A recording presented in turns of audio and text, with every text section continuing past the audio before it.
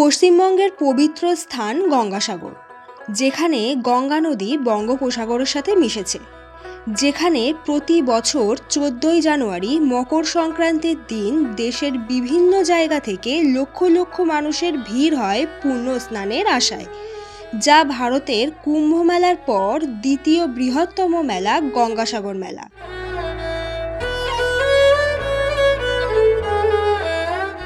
তাই আপনারা এই লক্ষ লক্ষ মানুষের ভিড় এড়িয়ে কম সময়ে গঙ্গাসাগর ট্যুর কিভাবে করবেন, এখানে কোথায় থাকবেন, কত টাকা খরচ পড়বে, এই সব তথ্য জানতে ভিডিওটি স্কিপ না করে দেখতে থাকুন।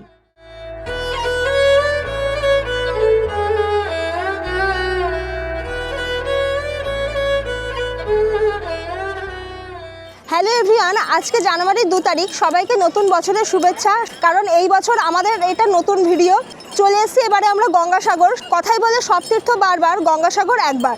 তাই গঙ্গাসাগরে আপনারা কিভাবে আসবেন, নতুন পথে দিনের দিন গঙ্গাসাগর ঘুরে আবার কিভাবে বাড়ি পৌঁছাবেন, এছাড়াও গঙ্গাসাগরে এসে আপনারা কপিল মুনির আশ্রমে কিভাবে পুজো দেবেন, কোথা থেকে ডালা সংগ্রহ করবেন, কোথায় খাওয়া দাওয়া করবেন, এই সমস্ত রকমের তথ্য কিন্তু থাকছে। এছাড়াও গঙ্গাসাগরে এসে আপনারা কোথায় স্টে করবেন সেই তথ্যও থাকছে এই ভিডিওর মধ্যে। তাই সম্পূর্ণ ভিডিওটি স্কিপ না করে দেখতে থাকুন। আর এই ভিডিওটি যারা দেখছেন অবশ্যই চ্যানেলটি সাবস্ক্রাইব করতে ভুলবেন না। আর ভিডিওটি ভালো লাগলে লাইক, কমেন্ট অ্যান্ড হাইপ করে দেবেন। চলুন তাহলে ভিডিওটি প্রথম থেকে শুরু করা যাক। আমি গঙ্গাসাগরে কিভাবে এলাম। বাই ট্রেনে গঙ্গাসাগর পৌঁছানোর জন্য আমরা ধরব শিয়ালদহ সাউথ লাইন থেকে 5:20 নামখানা লোকাল। এই ট্রেনটি শিয়ালদহ থেকে লক্ষ্মীকান্তপুর গিয়ে লক্ষ্মীকান্তপুর থেকে নাম্বার চেঞ্জ হয়ে নামখানা পর্যন্ত যায়। প্রায় 3 ঘন্টা জার্নির পর এই ট্রেনটি নামখানা স্টেশন পৌঁছাবে সকাল 8টা নাগাদ। এই ট্রেনে আমাদের ভাড়া পড়েছে পার হেড 25 টাকা করে। নামখানা স্টেশনে পৌঁছানোর জন্য সকালের এই ট্রেনটি ছাড়াও সারাদিনে আরও অন্য টাইমের ট্রেন রয়েছে, যা আমি স্ক্রিনে দিয়ে দিলাম আপনাদের সুবিধার্থে। তবে আপনারা যদি আমাদের মতো একদিনে গঙ্গাসাগর ট্যুর কমপ্লিট করতে চান, তাহলে ভোরবেলার এই 5:20 ট্রেনটা ধরাই বেস্ট হবে। ট্রেন থেকে নেমে আমরা নামখানা স্টেশনের বাইরে চলে এসেছি। ট্রেনটা মোটামুটি ঠিকঠাক টাইমে আমাদেরকে নামিয়েছে। তো নামখানা স্টেশনের বাইরে এসেছি, তার কারণ স্টেশনের বাইরে রয়েছে টোটো স্ট্যান্ড। এই টোটো স্ট্যান্ড থেকে আপনারা টোটো নিতে পারেন। এবারে এখান থেকে একটা টোটো নিয়ে আমরা যাচ্ছি নারায়ণপুর ফেরিঘাট পর্যন্ত। আমাদের শেয়ারে টোটোতে ভাড়া পড়েছে পার হেড 20 টাকা করে। দেখুন, আমরা ফেরিঘাটে কিন্তু চলে এসেছি। এখানে একটা সিস্টেম হচ্ছে, আপনাদের লঞ্চে ওঠার পরে তারপরে টিকিটটা কাটে। লঞ্চে ওঠার আগে কিন্তু আপনাদের টিকিট কাটার কোনো প্রয়োজন নেই। লঞ্চে উঠে পড়বেন, তারপরে টিকিটটা কাটবে। আর আমরা এই যে চলে এসেছি, লঞ্চ সামনে একটা দাঁড়িয়ে আছে, তো আমরা জোর কদমে পা চালাচ্ছি। তো ওইদিকে দেখুন কত মাছ ধরার ট্রলারগুলো। আর এইটা কিন্তু হাতানিয়া দোয়ানিয়া ব্রিজ। আর হাতানিয়া দোয়ানিয়া ব্রিজের নিচে যে ট্রলারগুলো দেখি, মাছ ধরার ট্রলার, সেগুলো দেখুন, এই যে কত ট্রলার দেখেছেন। আর আমাদের যে লঞ্চ, এই দেখুন কিছুটা সুন্দরবনের মতো দেখতে। আমরা যখন সুন্দরবন যাই না, এই টাইপের লঞ্চগুলো কিন্তু উঠি। লঞ্চের মধ্যে উঠে গেছি আর লঞ্চের নিচে রয়েছি, মানে কেবিনের এখানটাতে। আপনারা চেষ্টা করবেন নামখানার ফার্স্ট ট্রেনটা ধরার, তাহলে একটু তাড়াতাড়ি এই ঘাটে আসতে পারবেন। আর এখান থেকে আপনারা মানে এর আগের লঞ্চগুলো পাবেন, ভিড়টা কম হবে। আর যেহেতু এখন অনেক বেলা হয়ে গেছে, আমাদের আসতেও একটু লেট হয়েছে। আর এখানে এসে দেখলাম যে 11টা, মানে এখন বাজে সকাল 11টায় ভ্যাসেল রয়েছে।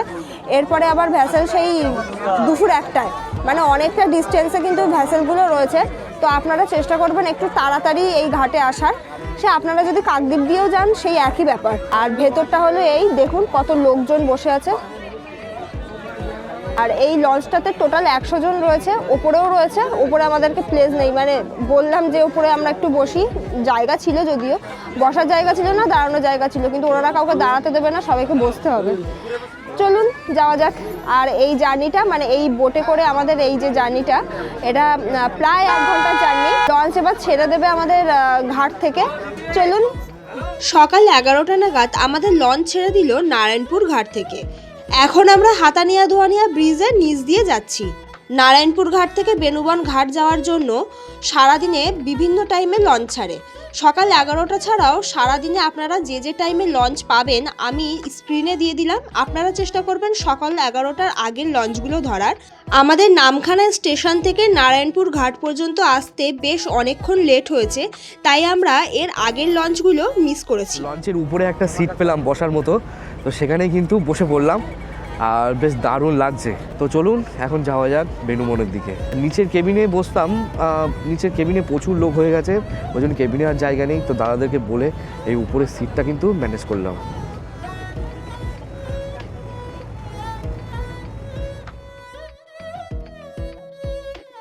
আমাদের লঞ্চটি কিছুটা জার্নি করার পরেই লঞ্চের যে দাদা আছে উনি এসে বললেন টিকিট কাটতে হবে। তো আমরা কিন্তু অলরেডি টিকিট কেটে নিয়েছি। এই যে টিকিট পার হেড কিন্তু 40 টাকা করে পড়েছে আমাদের। এখানে কিন্তু টিকিটের উপরেই লেখা আছে নামখানা বেনুবন লঞ্চ সার্ভিস। আর এই আমাদের লঞ্চে কিন্তু টোটাল 100 জনের ক্যাপাসিটি আছে। তো ভিতরে কিন্তু প্রচুর মানুষ বসে আছে, প্রচুর লোক কিন্তু যাচ্ছে বেনুবনের দিকে, যারা এই রুটটা দিয়েই কিন্তু যাচ্ছে গঙ্গাসাগরে। দেখুন লঞ্চের ভিতরে কত কত লোক বসে আছে, আমাদের সব সহযাত্রী। লঞ্চে করে যেতে যেতে প্রচুর কিন্তু সিগাল উঠতে দেখছি। বেনারস ভ্রমণ করতে গেলে যেমন দেখা যায় না, বেনারসে নৌকা করে ঘোরার সময় যে অনেক সিগাল আসে, তো এখানেও দেখছি প্রচুর কিন্তু সিগাল উঠছে, প্রচুর সিগাল কিন্তু উঠছে, প্রচুর সিগাল। দেখুন কি দারুণ লাগছে।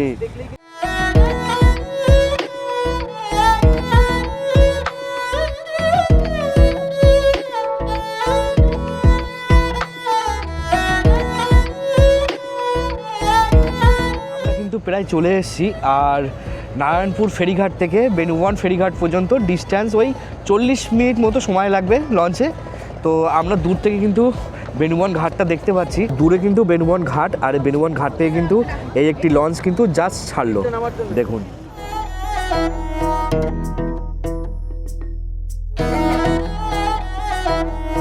একে একে কিন্তু সব যাত্রীরা নেমে পড়ছে। তো আমিও নেমে পড়লাম আর সায়নীও নামছে, যেহেতু অনেক লোক আছে ও পিছনে পড়ে গেছে।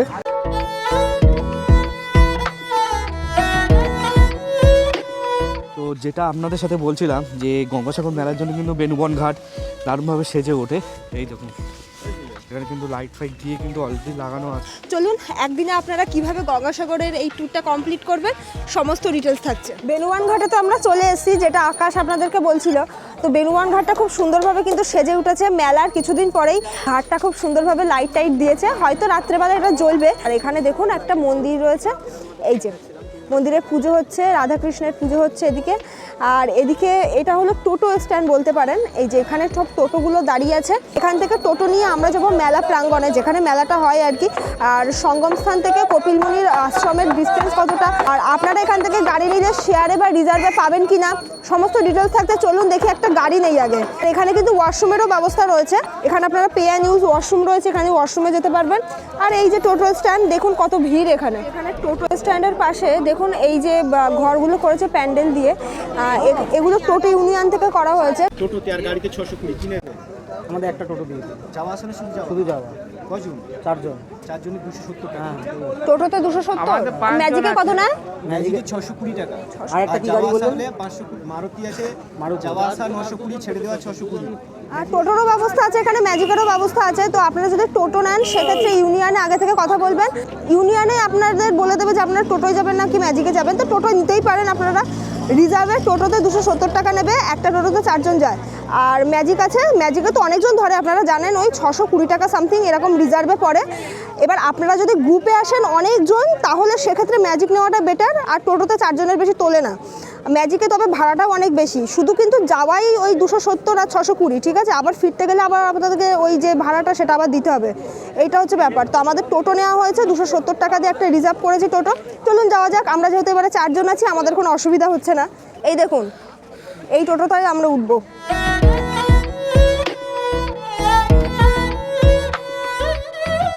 টোটো টোটো ছেড়ে দিয়েছে, 4 জন টোটোয় উঠে গেছি। আপনারা যদি 2 জন আসেন সেক্ষেত্রে একটু প্রবলেম হবে, ভাড়াটাও বেশি পড়বে।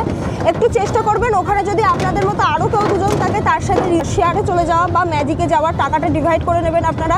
টোটো ছেড়ে দিয়েছে, টোটোর সাইডে যেটা আমরা দেখলাম যে রাস্তার ধারে সমস্ত প্যান্ডেলগুলো আর কি রেডি হচ্ছে, আর বাস দিয়ে আর কি প্রিপারেশন চলছে। মেলার আগে যেটা হয় আর কি, ভারতের দ্বিতীয় বৃহত্তম মেলা আপনারা জানেনই গঙ্গাসাগর মেলা, আর সেই মেলাতে কত ভিড় হয়, হাজার হাজার লক্ষ লক্ষ মানুষ দেশের বিভিন্ন জায়গা থেকে এই মেলায় আসে, তার জন্য প্রিপারেশন তো চলবেই জোর কদমে।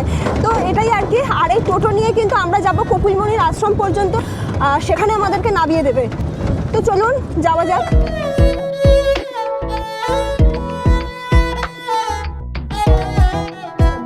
ঘাট থেকে কপিলমুনির আশ্রম পর্যন্ত যাব। এই এতটা রাস্তা যেতে ওই 30 মিনিট মতো সময় লাগবে, বেশ অনেকক্ষণের মানে এই টোটোতে করে যাওয়াটা আর কি। কিন্তু আপনাদের ভালো লাগবে এই সময়টা, কারণ দুদিকেই সেই গ্রাম্য পরিবেশ আর ঠান্ডা ঠান্ডা ওয়েদার, এটাই আর কি।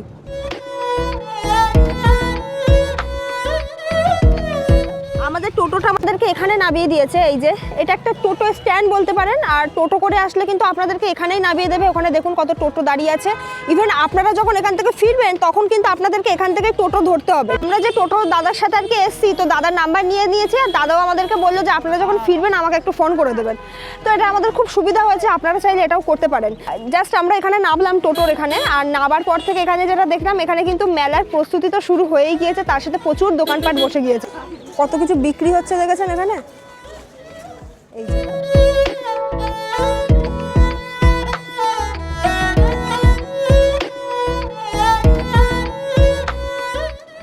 যেখানে টোটোটা নামিয়েছে সেখান থেকে জাস্ট 2 পা হাঁটলেই আপনারা কপিলমুনির আশ্রমটা পাবেন। মানে কপিলমুনির যে মন্দির রয়েছে, পুরনো মন্দির, সেই মন্দিরটা পাবেন। মন্দির প্রাঙ্গণের এখানে একটু ভিড় আছে, যেটা থাকা স্বাভাবিক খুব। তো চলুন আপনাদের সাথে মন্দিরটা শেয়ার করি। মন্দিরটা খুব সুন্দর, আর গঙ্গাসাগরটা আমি প্রথমবার এলাম, আমার ভীষণ ভালো লাগছে। আপনারাও আসুন। আর সামনেই যেহেতু মেলা শুরু হয়ে যাবে, জানুয়ারি 10 তারিখ থেকে মেলা শুরু হয়ে যাবে, আর এই মেলাটা কিন্তু থাকবে জানুয়ারি 17 তারিখ পর্যন্ত। আর এই দিনগুলোতে প্রচুর প্রচুর মানুষের ভিড় হবে এখানে। এর মধ্যে মকর সংক্রান্তি মানে 14ই জানুয়ারি, এই দিনে কিন্তু প্রচুর মানুষ এখানে আসবে স্নানের জন্য। এইটা হলো কপিলমুনির আশ্রম, আর এটা হলো এন্ট্রি গেট। এই যে দেখছেন সবাই ঢুকছে, ওই দিক থেকে ঢুকতে দিচ্ছেন, আর ওখান থেকে সবাই বেরোচ্ছে ওই গেটটা দিয়ে। আমরাও যাব। জুতো খুলে তারপরে মন্দিরে যেতে হবে। জুতোর জন্য আলাদা কোনো কাউন্টার আমার চোখে পড়ছে না। মন্দিরের সামনে বেশ অনেকটা করিডোর, আর এদিকে বেশ এরকম দোকানগুলো রয়েছে, ডাব বিক্রি হচ্ছে, আখের রস বিক্রি হচ্ছে, এগুলো খেতেই পারেন। আর ওদিকে বেশ ছোটো ছোটো দোকান রয়েছে। আশ্রমের সামনে ভিড়টা দেখুন শুধু একবার, প্রচুর কিন্তু লোক ইতিমধ্যেই আসছে। আর আশ্রমের সামনেই কিন্তু আছে এই যে জলছত্র। তো এখানে 1 টাকা বা 2 টাকার ছোট কয়েন দিলেই কিন্তু খাওয়ার জল পাওয়া যায়। এই যে এখন আমরা মন্দিরে যাব, মন্দিরের ভেতরে যাব, তার জন্য জুতো খুলে ভেতরে যেতে হবে। জানি না ভেতরে ক্যামেরা অ্যালাউ আছে কিনা, যদি ক্যামেরা অ্যালাউ থাকে আপনাদের সাথে শেয়ার করতে পারবো। এই দেখুন এখানে সবাই জুতো খুলছে, এই যে। আর এটা তো এন্ট্রি গেট, আপনাদেরকে বলছিলাম। ইনি হলেন নৃসিংহদেব, এই যে। এটা হলো রাধাকৃষ্ণ, আর ইনি হলেন হনুমানজি, আর এই যে রাম সীতা। এই হলেন কপিলমুনি, যার নামে এই আশ্রম।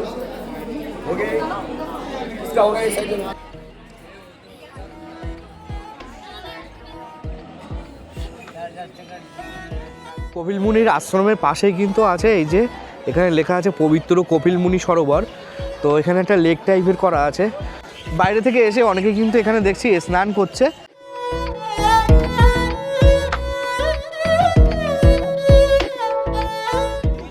মন্দির থেকে আমরা এই জাস্ট বেরোলাম কপিলমুনিকে দর্শন করে। ভেতরে অনেক দেবদেবীরা ছিল, তো মেলার সময় থেকে আমার মনে হয় না ওখানে আর ক্যামেরা করতে দেবে, যেহেতু মেলা এখনও স্টার্ট হয়নি।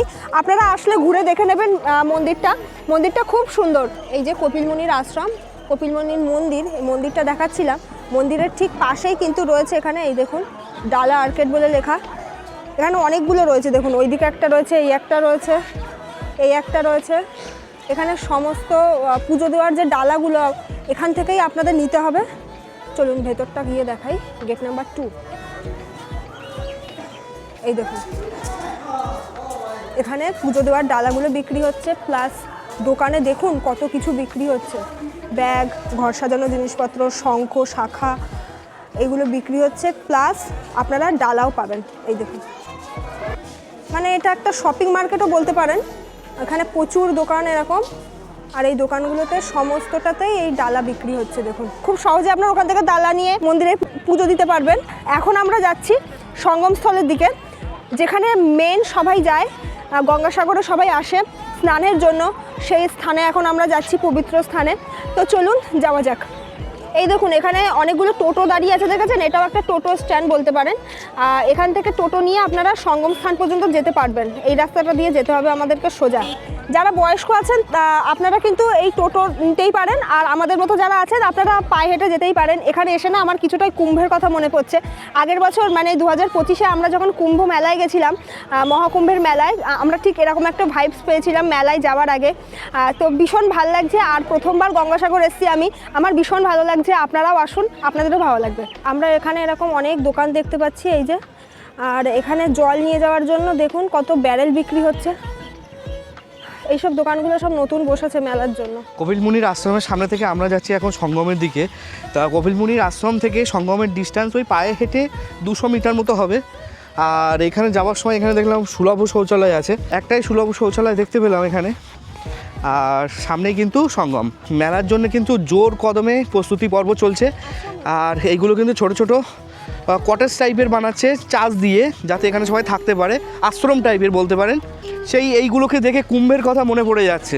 কুম্ভেতেও কিন্তু এরকম ছোট ছোট ঘর করা হয়েছিল। ঠিক গঙ্গাসাগরেও কিন্তু তেমনই, অন্যথা নয়। আমরা সঙ্গমের গেটের কাছে পৌঁছে গেছি।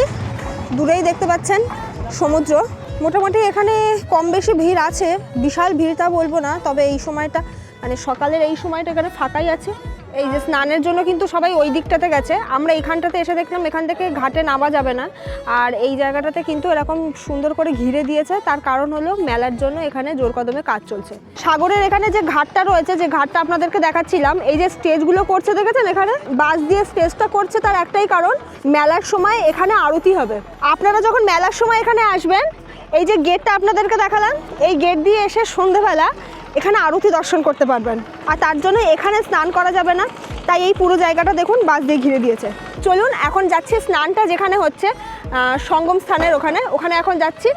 ওখানে কতটা ভিড় সেটা আপনাদের সাথে শেয়ার করব। তো এই যে এদিকে কিন্তু প্রচুর এরকম ছোট ছোট আশ্রম টাইপের করা হয়েছে মেলার সময় থাকার জন্যে। বেশ দারুণ লাগছে কিন্তু দেখতে। আর পুরোটাই কিন্তু চাষ দিয়ে তৈরি, চাষের বেড়া দিয়ে তৈরি, লাইন দিয়ে প্রচুর আছে, প্রচুর এরকম।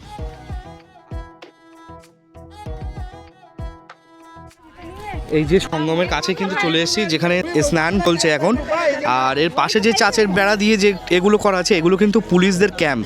এই যে সামনে এই আরেকটি গেট, কপিল মুনির আশ্রম থেকে কিন্তু এইটা দিয়েও সোজা চলে আসা যায়। আর এটা দিয়ে এসেই কিন্তু আমরা এখন যাব সঙ্গমে। এদিকে দেখুন এই যে জল নেওয়ার জন্য ব্যারেল বিক্রি হচ্ছে। আমরা ঘাটে চলে এসেছি এখানে পুজো দেওয়ার জন্য, এই যে গঙ্গা মায়ের নামে পুজো দেওয়ার জন্য। সঙ্গমে চলে এসেছি। তো সঙ্গমের পাশে একটি জায়গায় আখের রস বিক্রি হচ্ছে। তো এখান থেকে আমি আর সাইনে একটু আখের রস খেয়ে নেব। প্রচণ্ড গরম, 1 গ্লাস নিচ্ছে 20 টাকা করে। দেখুন দূরে কিন্তু প্রচুর লোকে স্নান করছে। আর যারা মহিলারা আছেন, এখান দেখলাম যে লোকাল লোকজন কিছু মহিলাদের ড্রেস চেঞ্জের জন্য এখন ছোটো ছোটো করে ঘিরে দিয়েছে, তার জন্য ড্রেস চেঞ্জের জন্য 20 টাকা করে নিচ্ছে। মেলার জন্য গভর্নমেন্ট থেকে যেগুলি ড্রেস চেঞ্জের যে জায়গাগুলো করা হবে, সেগুলো এখনও পর্যন্ত রেডি হয়নি। খুব তাড়াতাড়ি রেডি হয়ে যাবে, যেহেতু মেলা একদম দোরগোড়ায় চলে এসছে। এখানে দেখুন বিচের উপরে কত লাইট পোস্ট করা হয়েছে, আর এগুলো কিন্তু সবই মেলার জন্য করা হয়েছে। সাগরে আমাদের স্নান করার ইচ্ছা ছিল, কিন্তু বিষয়টা হচ্ছে এই ঘাটে প্রচণ্ড কাদা। আর এখানে এসে যেটা দেখলাম যে জামা কাপড় ছাড়ার জন্য তেমনভাবে ভালো কোনো জায়গা নেই। তবে আপনারা মেলার সময় যখন আসবেন সেগুলো গভর্নমেন্ট থেকে করেই দেবে। আর একটা যে জামা কাপড় ছাড়ার যে জায়গাগুলো করেছে সেখানে প্রচণ্ড পরিমাণে ভিড়। আর এখানে কাদাটা একটু দেখুন, এই হচ্ছে কাদা। আমরা ওখানে আকাশকে রেখে এসেছি একটা চেয়ার নিয়ে, পার চেয়ারে 20 টাকা করে নিচ্ছে বসতে। 2টো চেয়ার নিয়েছি, আকাশ একটাই বসে আছে, ব্যাগপত্রগুলো পাহারা দিচ্ছে। আমি দীপ আর অন্বেষা এখানে চলে এসেছি। এই যে এদের অবস্থা, 1 হাঁটু করে কাদা এখানে।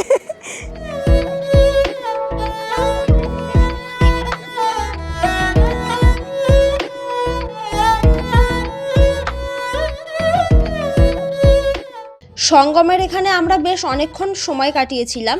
এবারে চলুন আপনাদেরকে সাগরের পাশে বেশ কিছু হোটেলের সন্ধান দেই। এখন আপনাদের সাথে একটা পান্থনিবাস শেয়ার করব।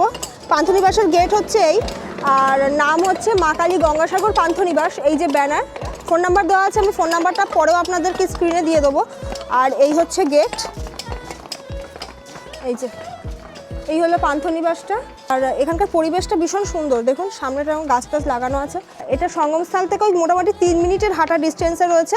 ফোন নাম্বার রয়েছে, ওনাদের সাথে কন্ট্যাক্ট করে নেবেন। একটা রুম আপনাদের সাথে শেয়ার করি, এখানে অনেকগুলো রুম রয়েছে কিন্তু বুকিং রয়েছে। চলুন, এই দেখুন এই হচ্ছে রুমটা কিন্তু ভীষণ সুন্দর, বেড রয়েছে আর এখানে চেয়ার টেবিল রয়েছে, একদম পরিষ্কার, দেখতেই পাচ্ছেন ক্লিন একদম। আর এই যে ফ্যান রয়েছে যদি প্রয়োজন হয়। আর ওদিকে কিন্তু ওয়াশরুমও রয়েছে, অ্যাটাচ ওয়াশরুম। আর ওদিকে মিরর রয়েছে, বেসিন রয়েছে। আমি যাচ্ছি না ভেতরে, কিন্তু প্রচণ্ড পরিষ্কার, সেটা আপনাদেরকে দেখানোর জন্য, কারণ আমার পায়ে কাদা, তার জন্য আমি ভেতরে যাচ্ছি না। কিন্তু রুমটা ভীষণ পরিষ্কার পরিচ্ছন্ন। এখানে রুম ট্যারিফ 800 থেকে 1200-র মধ্যে রয়েছে। আর মেলা যখন স্টার্ট হবে তখন তো সিজন পড়ে যাবে, সেক্ষেত্রে একটু হয়তো বাড়তে পারে। আপনারা যখন আসবেন মোটামুটি আগে থেকে একটু ফোন করে নেবেন, মানে যদি আপনারা মেলার সময় এখানে আসার প্ল্যান থাকে কিংবা মেলার পরে বা মেলার আগে, যখনই আসবেন আগে থেকে ফোন করে নেবেন যে এনাদের রুম অ্যাভেলেবেল আছে কি না। স্ক্রিনে ফোন নাম্বার শো করছে, এই নাম্বারেই কিন্তু ফোন করতে পারেন। আর একটা গেস্ট হাউস দেখলাম, এই যে শ্রুতি গেস্ট হাউস। আর এন্ট্রিটা হচ্ছে আপনার এখান দিয়ে, এই যে এখান দিয়ে গেলে গেস্ট হাউসের ভেতরে থাকার জায়গা, ওই যে দেখতেই পাচ্ছেন শ্রুতি গেস্ট হাউস বলে লেখা। আমি স্ক্রিনে ফোন নাম্বার দিয়ে দিয়েছি, আপনারা ফোন করে নেবেন। থাকার জন্য এখানে ঘর রয়েছে দেখলাম। এছাড়াও এখানে স্টে করার জন্য কপিলমুনির আশ্রমের খুব কাছেই রয়েছে ভারত সেবাশ্রম। আপনারা চাইলে এখানেও স্টে করতে পারেন, আর এখানে কিন্তু খাওয়া দাওয়ার জন্য ব্যবস্থা রয়েছে। আমি স্ক্রিনে নাম্বার দিয়ে দিলাম, আপনারা এই নাম্বারে এনাদের সাথে কন্ট্যাক্ট করে নিতে পারবেন। কপিলমুনির মন্দিরের পাশেই কিন্তু রয়েছে এখানে একটি ফুড কোর্ট, যেখান থেকে আপনারা কিন্তু খাওয়া দাওয়া করতে পারেন। এখানে কিন্তু সব রকম খাওয়া দাওয়ার ব্যবস্থা আছে। একদিনে গঙ্গাসাগর ভ্রমণ আমাদের কমপ্লিট হয়েছে। বিকেল তো হয়েই গিয়েছে, আর বিকেলবেলা এখনও পর্যন্ত এখানে এসে যেটা দেখলাম বেশ ভিড় মন্দির প্রাঙ্গণে। আর এখন যেটা দেখলাম, মানে এখন ঘড়িতে 3:30 বাজে, তো 3:30 নাগাদ এখানে মন্দিরের গেট বন্ধ। আর এখানে দর্শনার্থীদের প্রচণ্ড ভিড়, মানে বিশাল বড় একটা লাইন পড়েছে। এরপরে যখন মেলা আরও কাছে চলে আসবে তখন কিন্তু এই ভিড়টা আরও বাড়বে। ভীষণ ভালো লাগলো প্রথমবার গঙ্গাসাগর এসে। আপনারা আসুন, আপনাদের কেমন লেগেছে এই ভিডিওটি জানাতে ভুলবেন না কমেন্টের মাধ্যমে। যেভাবে আমরা এসেছি ঠিক সেভাবেই আবার আমরা ফিরবো ঘাটে, আর ঘাট থেকে লঞ্চ ধরে যাব আবার নারায়ণপুর ঘাটে। শিয়ালদা ফেরার জন্য নামখানা থেকে অনেক ট্রেন রয়েছে, আমি স্ক্রিনে দিয়ে দিচ্ছি। আমরা যে ট্রেনটা ধরছি এই ট্রেনটা ডিরেক্ট শিয়ালদা পর্যন্ত যায়। তো চলুন, দেখা হচ্ছে আপনাদের সাথে আর একটা নতুন ভিডিও নিয়ে। ততদিন আমাদের চ্যানেল এই সুইট ট্রাভেলের সাথে থাকুন, দেখতে থাকুন।